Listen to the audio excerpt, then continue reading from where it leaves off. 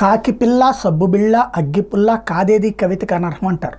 అట్లాగే గని ఇసుక మట్టి కాదేది దోపిడీకి అనర్హం అన్నటువంటిది పార్టీలు ఎన్ని మారినా ప్రభుత్వాలు ఏది మారినా క్రింద స్థాయిలో తినేది అవేనన్నటువంటి విషయం మరొకసారి నిజమవుతోంది. ప్రభుత్వం మారింది. గతంలో గనులు దోచేశారు, గనులు అని రాశారు. ఇప్పుడు అదే గనులు తెలుగుదేశం వాళ్ళని సాక్షి రాసుకొస్తుంది. నాడు వైసీపీ వాళ్ళు తింటే నేడు తెలుగుదేశం వాళ్ళు తింటున్నారు.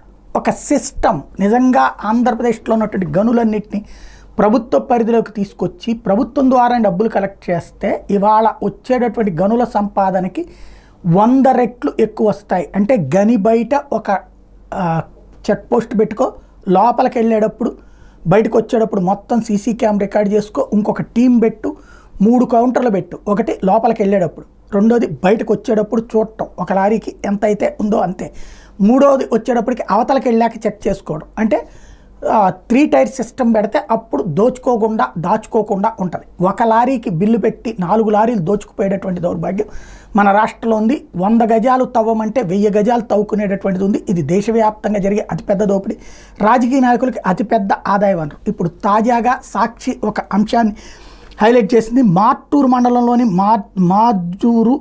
మార్టూరు ఇసుకదర్శి ప్రాంతాల్లో అటవీ భూముల నుంచి గ్రావెల్ని టీడీపీ ముఖ్య నేత రేయింబావుల్లో అక్రమంగా తరలిస్తున్నారు. కొండల్లో జేసీబీ అటాచ్ మిషన్లు పెట్టి తవ్విపోస్తున్నారు. ఇక్కడి నుంచి రోజు 100 టిప్పర్లు 100కి పైగా ట్రాక్టర్లతో గ్రావెల్ అక్రమంగా రవాణా చేస్తున్నారు. స్థానికంగా ఉన్న రియల్ వెంచర్లతో పాటు బాపట్ల చీరాల ప్రాంతాల్లోని రియల్ వెంచర్లకు గ్రావెల్ ఎక్కడి నుంచే సరఫరా అవుతుంది. ఓడరేవు నరసరావుపేట జాతీయ రహదారి పనులకి ఈ గ్రావెల్ అమ్ముతున్నారు. సదరు కాంట్రాక్టర్ మరొకరి దగ్గర గ్రావెల్ కొనకుండా పర్చూరు ముఖ్య నేత ఒత్తిడి తెచ్చి తానే సరఫరా చేస్తున్నారు. ఒక్క రోడ్డు పనికి రోజుకు 100 ట్రిప్పులు గ్రావెల్తో పాటు ట్రాక్టర్ల ద్వారా జిల్లా వ్యాప్తంగా అవసరమైన వాళ్ళకు కూడా పంపించి సొమ్ము చేసుకున్నారు. స్థానికంగా టిప్పర్ గ్రావెల్ 8,000కు, ట్రాక్టర్ గ్రావెల్ 2,000కు అమ్ముతున్నారు. దూరాన్ని బట్టి రేటు పెరుగుతోంది. ఈ అక్రమ దందాన్ని పర్చూరు అధికార పార్టీ ముఖ్య నేత అని చేయడం తెలంగాణ రాష్ట్రం ఖమ్మం జిల్లాకు చెందిన తెలుగు యువత నేత నడిపిస్తున్నారు.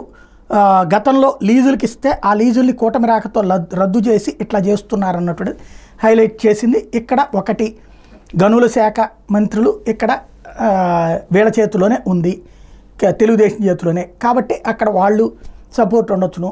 దీంట్లో ఇంకా యాక్షన్ తీసుకోవాలంటే పర్యావరణ మంత్రిగా పవన్ కళ్యాణ్ తీసుకోవాలి.